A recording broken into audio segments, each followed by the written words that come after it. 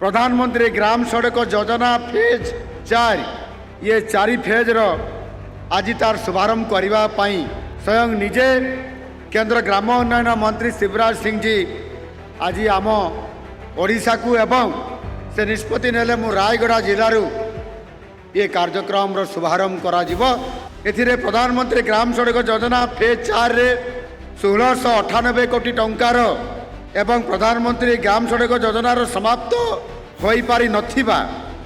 किछि प्रकल्प को संपूर्ण करिबा पई अतिरिक्त 157 कोटी टंका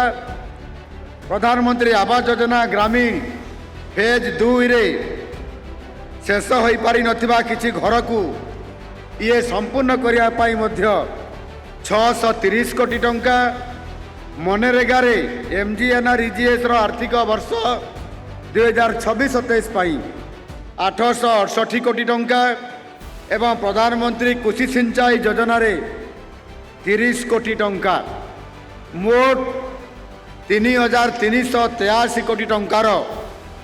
एक बड़ पैकेज नहीं आज ओडिशा को आज से प्रदान करिबारे आज सफल नेतृत्व आमको देइचंती